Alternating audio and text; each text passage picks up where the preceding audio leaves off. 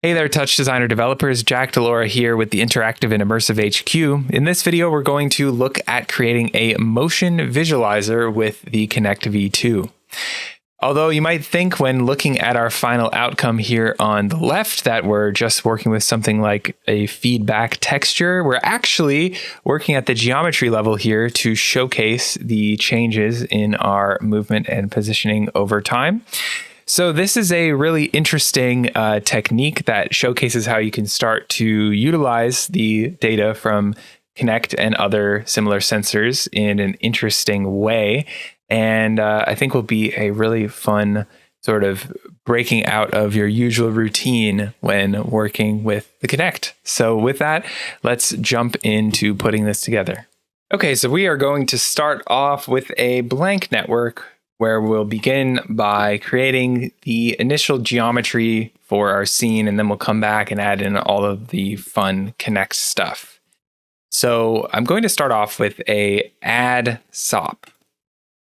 This is going to be used to add a single point into our geometry space here. I'm going to turn on the add point switch. I'll come to the post, or not the post page, but the polygons page, and add an asterisk in for polygon 0, and also turn on the closed switch there. We should see we now have 1 point, 1 primitive, 1 vertice, 1 polygon.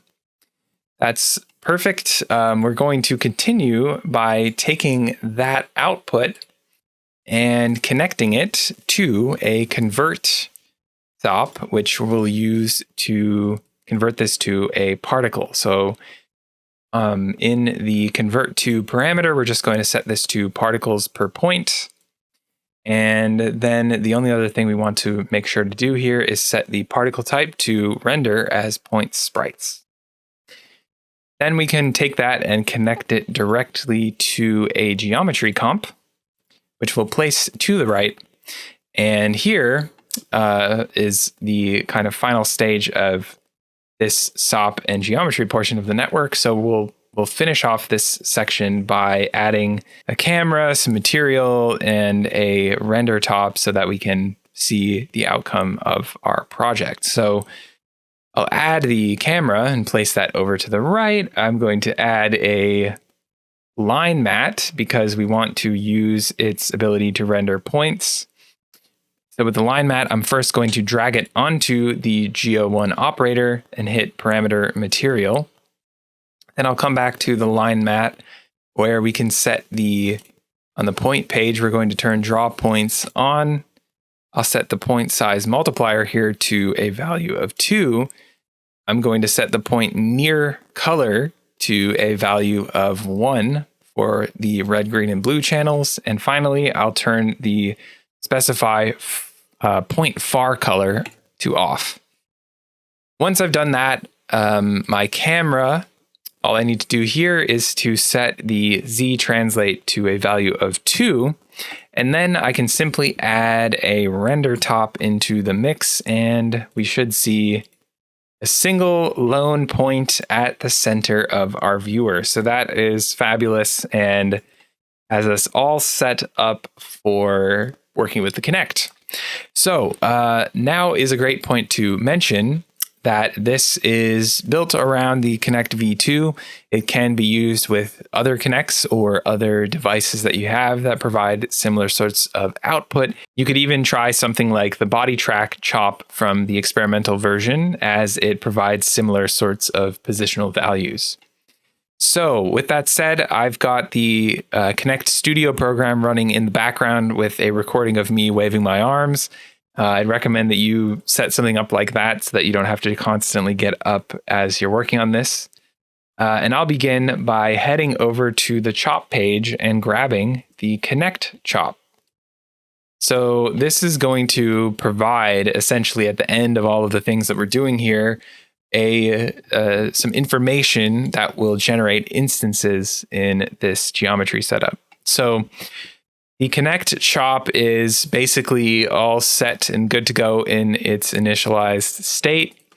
I'm going to add a select chop now because I want to remove this very first channel here, the P1/ID channel and just be left with the translation channels for all of the different things that the Kinect tracks. So with this operator selected, I'm going to come up to the channel names parameter, add a caret, and then P1/ID so that I can remove that from the mix. Then I'm going to take all of these channels and I'm going to, first of all, use a trim chop just to ensure that we only ever have a single frame being selected here. And the only other thing that I'm going to do here is to set the unit values to absolute, just to ensure that, again, we're only getting that single frame of info. And now that we've got that settled, the next thing I'm going to do is to use a shuffle chop. What we're going to do with this is to take our information, which now is all TX, TY, TZ translation channels, and I'm going to turn those into single sets of channels per translation axis. So what I'll do there is to, within the shuffle, set my method here to sequence every nth channel. The default value of 3 is perfect. That's what we're looking for. Now we have translation information per axis. So this information is now set up for us to be able to use it for instancing if we wanted to. We're going to keep taking it a little bit further, though, and actually end up converting this into a different operator format altogether. So I'm going to first continue on by adding a transform XYZ operator. Now this is going to be used later on to rotate the position of the little stick figure person that we're generating.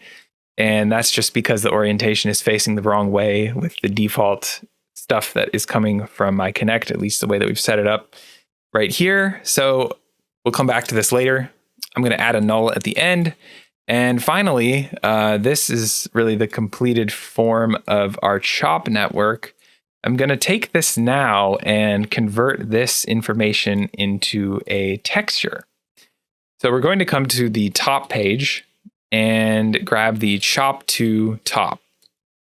Within the chop to top, I'm going to set the data format here to RGB, which is going to grab each one of those separate channels and implement them as red, green, and blue channels. Before we move on from the chop to operator, one other thing I want to mention, double check that you are generating a 32-bit float RGBA texture. We do want the alpha in this case. So for my particular situation here, I'm going to have to set the pixel format output to 32-bit float RGBA. The next thing that we're going to add to our project is the fit top. And the fit top is going to be used to add in some transparent space around this initial sort of sliver of a texture coming from the Kinect. So what I'm going to do with the fit top, first of all, is to grab the width from our chop to operator. So I'm going to type in for the resolution W, that is op, open and close parentheses, single quotes, chop to 1, and then I want the dot width of that operator. Should give us a value of 25 because this is 25 pixels wide. And then the height is really up to you. So what this is actually going to be used for and what the height is going to correspond to is the number of these sort of stacked instances of our stick figure representation of ourselves. So we're going to be using feedback and filling in this transparent space. And so for every single row in this new texture that we're generating, we're going to have an additional copy of our stick figure person. And so for the version you saw at the intro, I set this height to a value of 50, but you could set it to something much higher and end up with many, many more copies of yourself in space if you want. Before we move on from this, we do have a couple other things to do. I'm going to set the input smoothness to nearest pixel, the viewer smoothness to nearest pixel, so we can see more clearly the positioning of this initial texture. I'll then come to the fit page, and I want to move the positioning in the Y direction upwards. So I'm going to shift this just so that it is right at the very top of this texture. And then the feedback will be used to have this texture fill in the rest of the space with essentially copies over a period of time of this initial thing coming from our Kinect. So I've already kind of crowded myself in here. So I'm going to move our rendering setup up a little bit in space and then add a quick null into the mix before we start to work with feedback. So I'm going to then add in a feedback top. There we go. This is going to be connected to a transform top. And then that will be connected to a point transform top, which will finally be connected to a composite top. Then I'm going to need an additional input to the composite, which will come from the null. And that is the basic framework of our feedback loop. So first I will set the composite top, since we're here, the operation to over. And then I'm going to come back to the feedback top and drag the composite top into the target top parameter so that we can start generating feedback.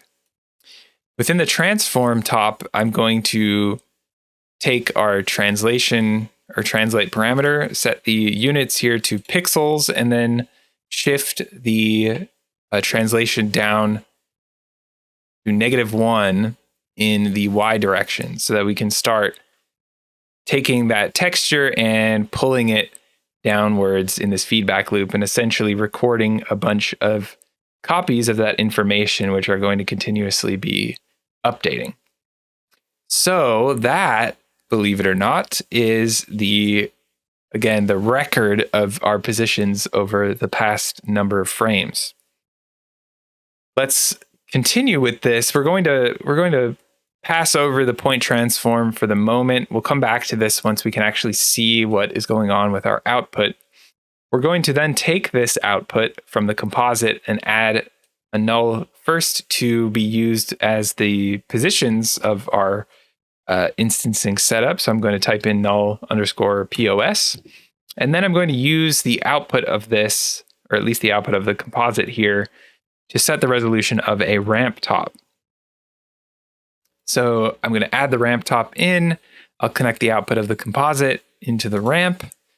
On the ramp top's output page, I'm going to set the operation, or the combine with input setting rather, to set resolution only. I'll come back to the ramp page after that and set the type to vertical. So this is what's going to give in the final output the kind of gradient-like effect where the closer instances of this stick figure person are going to be lighter, and then the further they are away, they're going to shift in color. You can set this up however you like.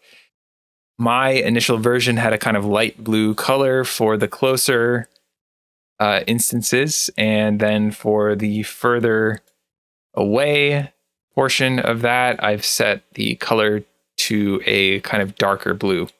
But again, you can do whatever you want for that situation.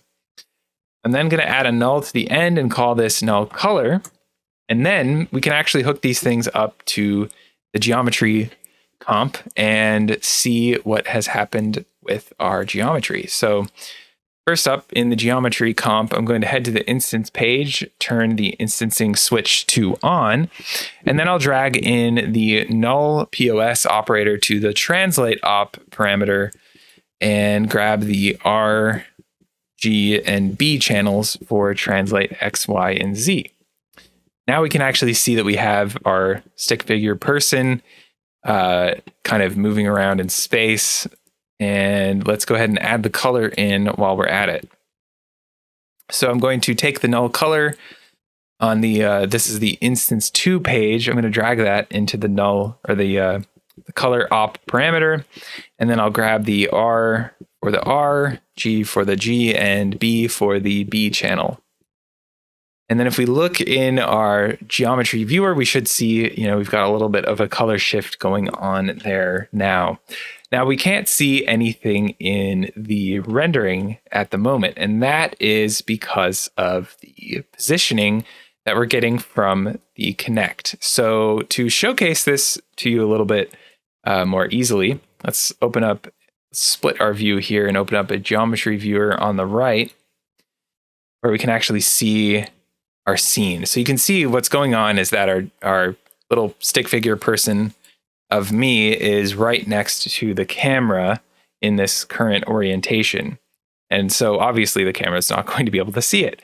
So what I've done here, the reason we have this transform XYZ operator in our chop network is that we can simply rotate the position of this via these chop channels. We could also do this via a point transform before our feedback network. It doesn't really matter, but we've already added it here. So let's go ahead and come to the transform page now, and we're going to rotate ourselves by 180 degrees in the Y rotation parameter. And then you'll see what has happened is I have now shifted the position so that I should be in view of the camera once I take a look at my output. So there we go. We can actually see the full stick figure person in space in front of the camera. And you may have noticed that we are still missing one component here, which is that the points are not shifting backwards in space. So that is actually accomplished via this point transform in the feedback loop, which again, kind of an interesting way to take this data and manipulate it. We don't normally really work with point transformations or even point data in feedback loops, or at least not in many examples that I've seen. So when this is used within a feedback loop, we can simply take our translation values here, and I'm going to shift the Y translation by negative 0.1, which will have the effect of pulling the subsequent layers, really, of this texture back in space, as we are essentially going to iteratively keep adding this value into our feedback texture.